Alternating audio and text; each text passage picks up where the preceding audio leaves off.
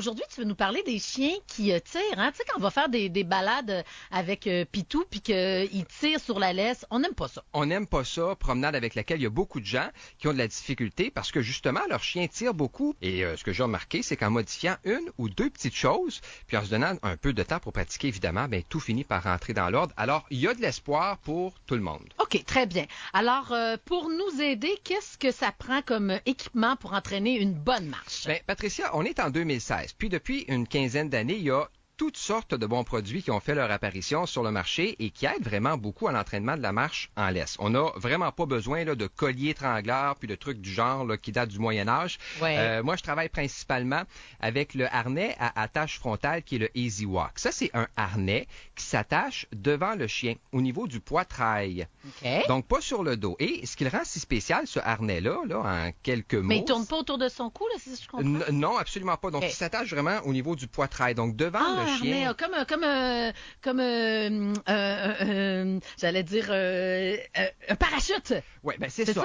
Alors, ça englobe le chien. C'est un harnais, Parfait. autrement dit. Et ce qui fait qu'il est si spécial, c'est qu'il permet, de par sa conception, d'arrêter la traction en orientant le chien sur le côté lorsque la laisse devient un petit peu trop tendue. Alors, ça facilite beaucoup l'entraînement. Puis, ça se fait aussi dans la douceur parce que le harnais ne fait pas mal au chien. Et bien sûr, à part du harnais, ben, il y a une laisse de 6 pieds, puis une bonne pochette d'entraînement. Alors, ça, c'est notre kit de départ. OK, mais comment on s'y prend pour arrêter le chien de tirer en laisse, là? Moi, je veux des conseils. 3 petits conseils? Vas-y. OK. Le premier, ben, c'est de commencer l'entraînement dans un endroit où il n'y a pas trop de distraction parce qu'on veut mettre notre chien dans une situation où lui va avoir du succès et une situation où nous aussi, on va avoir du succès. Pas de Super Bowl à télé. Non, absolument pas. On commence dans la cour arrière, devant la maison, puis graduellement, on rajoute de la distraction. Faut pas être pressé lorsqu'on fait ça. On prend notre temps. Truc numéro 2. Récompenser l'animal qui marche à notre rythme et qui est à côté de nous. Ça, c'est super important de le faire parce qu'on met avec vraiment... des gâteries Avec une gâterie, c'est ça. Donc, avec des gâteries, on met une valeur sur la bonne position, puis on ne gêne pas pour récompenser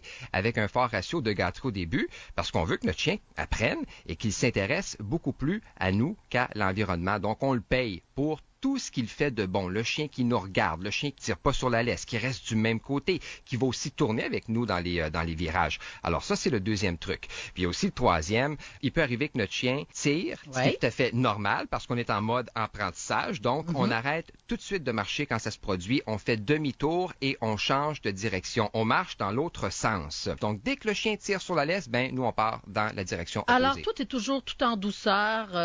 On n'agresse pas notre chien. Absolument pas.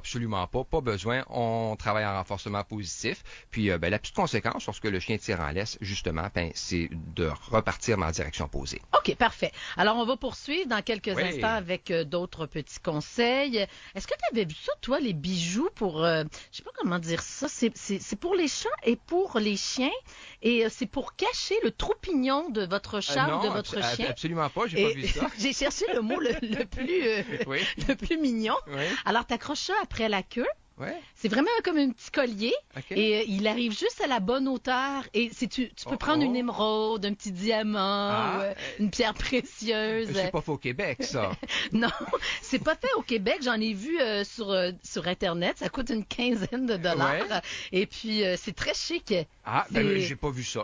Ça manquait à ma culture canine. Ben, j'ai une petite vidéo ici. Là, on a juste des problèmes avec Internet. Là, mais dès que je vais pouvoir, je vais essayer de mettre ça sur Facebook. Là. Ouais. C'est de toute beauté, Michel. On va regarder ça. C'est très chic. Oui. C'est très chic. On s'en va en pause et au retour, on va entendre, entre autres, la chanson Montréal de Ian Kelly que j'aime beaucoup et aussi Gwen Stefani et Akon à Rouge. C'était Montréal et Ian Kelly et c'est Patricia Paquin qui vous accompagne en ce dimanche matin, 9h28, en compagnie de Michel Lacasse. Michel Lacasse qui est toujours là pour nous donner des petits conseils. Et tout à l'heure, on a parlé, tu nous as donné des conseils pour que notre chien ne tire pas lors des promenades. Mm-hmm. Alors maintenant, je veux savoir quelles sont les choses à ne pas faire en commençant par la première. Oui, je vais en donner 3. D'abord, on ne donne pas de coups sur la laisse. On ne tire pas dessus. Moi, en consultation, pour que les gens me comprennent bien, là, je leur dis toujours de voir la laisse comme si c'était une ficelle. Ça sert absolument à rien de tirer sur elle. Plus on le fait, plus le chien va tirer de son côté. Pourtant, moi, je vois ça souvent. Hein? Ben, c'est justement, donc on évite de faire ça. C'est un réflexe d'opposition, finalement, qui finit par se créer, un réflexe instinctif. Et la chose à faire lorsque ça se produit, ben, c'est d'arrêter puis de demander tout simplement à notre animal de revenir près de nous. Puis on reprend la promenade ou encore on change de direction, comme je le disais tantôt. OK, deuxième chose. C'est d'empêcher le chien de renifler. Il y a des gens qui aiment pas ça que leur chien renifle.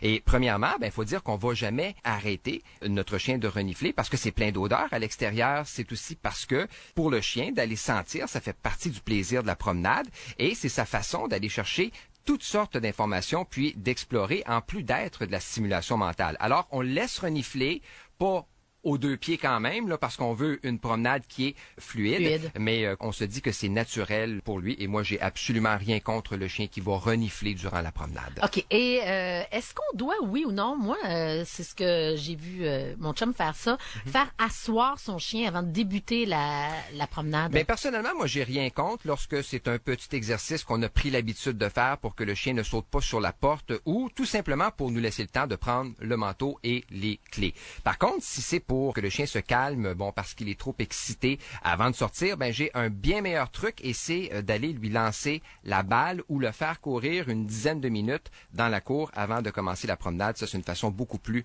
efficace, si tu veux, de faire sortir le trop-plein d'énergie du chien. C'est des petites bêtes. Ils ont besoin d'énergie, de laisser le trop-plein sortir. Oui.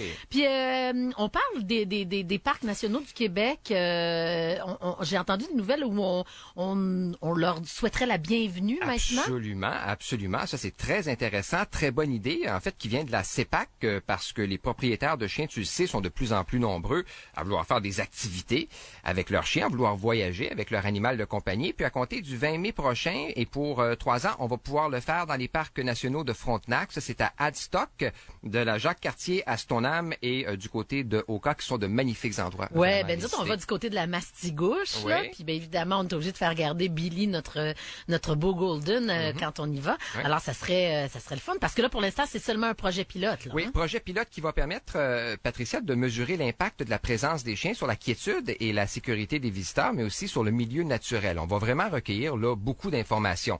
Et au terme du projet, avec les données récoltées, ben la CEPAC va prendre une décision pour tous les parcs nationaux dans l'avenir, si on autorise ou non les chiens, et si c'est le cas, ben sous quelles conditions. C'est pourquoi la collaboration des gens est vraiment essentielle. Mais si je me trompe pas, puis là, je veux pas dire de bêtises, on peut amener des chiens de chasse, mais sauf qu'ils doivent dormir dans des cages. Ah, c'est quelque chose, je veux pas dire de bêtises. Là. Ouais, c'est ça. Mais quoi qu'il en soit, il y a des règlements quand même pour ce projet pilote-là qui va durer 3 ans.